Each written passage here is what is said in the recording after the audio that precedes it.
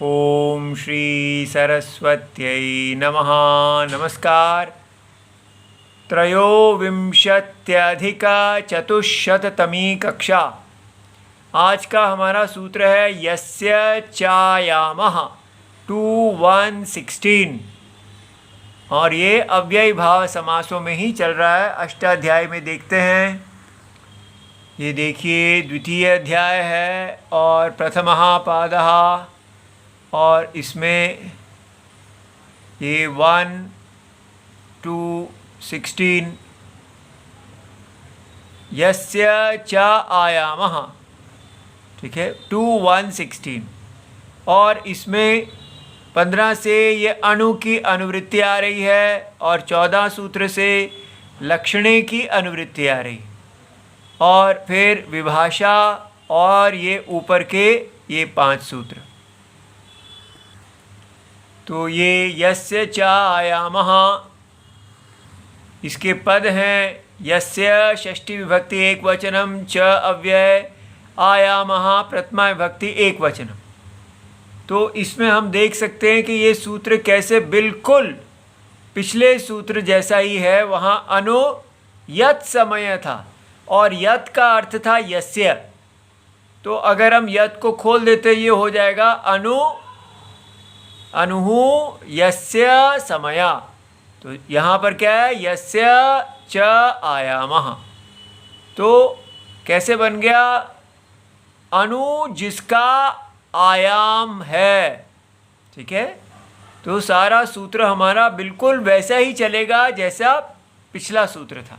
देखते हैं अनुवृत्ति जो है वो लक्षणे विभाषा ये सब जो लाल शब्द में है ये सारी आएगी।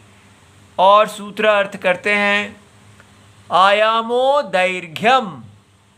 तो आयाम का अर्थ है दीर्घता, लंबाई। जैसे प्राणायाम, प्राण का आयाम, आयाम माने उसमें उसको लंबा कर देते हैं। तो अब ये देखिए अणुहु, ये पीछे से आ गया यस्य आयामवाची।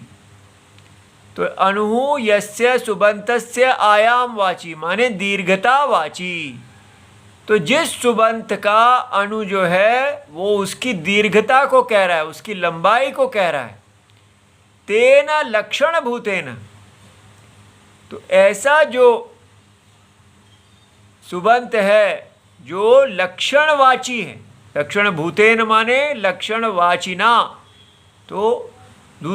तो एक अणु जो है वो आयामवाची है और सुबंत जो है वो लक्षणवाची है, ठीक है। और वो किसका आयामवाची है, अणु उसी का, उसी सुबंत का, यस्य आयामवाची। तेन लक्षण भूतेन समर्थेन सुबंतेन सह विभाषा विकल्पेन समस्यते अव्ययी भावश्च समासो भवति। तो ये बात हमने ध्यान रखनी है कि इस समास में अणु जिसका आयामवाची है और उसके साथ, उस लक्षणवाची के साथ समास होता है। तो ये हम देख लेते हैं। अब यहाँ है अनु गंगम वाराणसी, अनु यमुनम मथुरा। तो गंगा की लंबाई के साथ साथ वाराणसी है, ठीक है। तो पहले सामीप्य अर्थ में हमने किया था, तो लेकिन यहाँ समीप नहीं है। जैसे वाराणसी जो है वो गंगा के समीप नहीं है, वो गंगा के तट पे। तो जैसे जैसे गंगा जी लंबी चलती रहती हैं वैसे वैसे वाराणसी है। तो जैसे गंगा के पीछे वाराणसी है, अनु का मतलब पीछे पीछे चलना होता है ना, तो उसका अर्थ यहाँ ऐसा पीछे पीछे नहीं है। यहाँ उसका अर्थ है उसकी लंबाई के पीछे पीछे, उसकी लंबाई के साथ साथ। तो ये देखिए यमुनायाम एव मथुरायाम लक्ष्यते, मथुरा आयामः लक्ष्यते। तो यमुना पर माने यमुना के तट पर मथुरा की लंबाई लक्षित की जाती है। ठीक है। तो इसलिए हमने यहाँ देखा दो चीज़ें हैं। अनु शब्द जो है वो लंबाई, जब अनुगंगम बोला तो आपको समझ में आना चाहिए कि अनु गंगा की लंबाई को कह रहा है, और गंगा जो है वो लक्षण है। ठीक है, तो किसका वो लक्षण है? वाराणसी का। तो गंगा की लंबाई पर वाराणसी है। ठीक है, इसीलिए कह दिया यमुना पर, माने यमुना की लंबाई पर एवं मथुरायाम लक्ष्यते, मथुरा आयामः लक्ष्यते। तो मथुरा का गंगा, तो इसलिए वाराणसी का जो आयाम है, वाराणसी की लंबाई गंगा की लंबाई से लक्षित की जा रही है।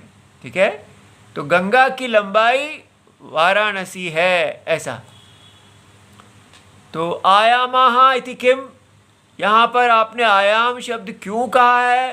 तो अनु शब्द जो है वो आयाम के अतिरिक्त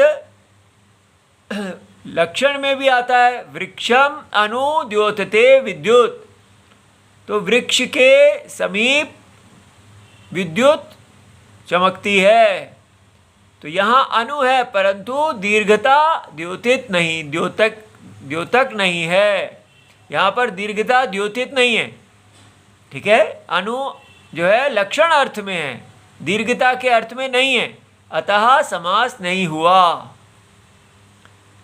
तो अब ये देखिए असमास पक्ष में, क्योंकि विभाषा है, इसलिए गंगा याह अनु, गंगा के अनु वाराणसी, माने गंगा के आयाम लंबाई, गंगा की लंबाई पर वाराणसी, ऐसा। यमुना याह अनु मथुरा, तो यमुना की लंबाई पर मथुरा। तो यहाँ गंगा और यमुना जो है अनुगंगा यमुना बन जाएगा। तब हमको ह्रस्वो नपुंसके प्रातिपदिकस्य 2:1-2:47, इससे जो दीर्घ है उसको ह्रस्व करना होगा। नपुंसक लिंगे अर्थे, क्योंकि अव्ययी भाव समास नपुंसक लिंग में होता है। तो वर्तमान यत् प्रातिपदिकम, तो जो भी प्रातिपदिकम नपुंसक लिंग अर्थ में हो तस्य ह्रस्वो भवति, उसका जो अच है, अच का ह्रस्व होता है। ठीक है, इसलिए इस सूत्र से आ का अ हो जाएगा। इति सर्वं शिवम प्रणाम।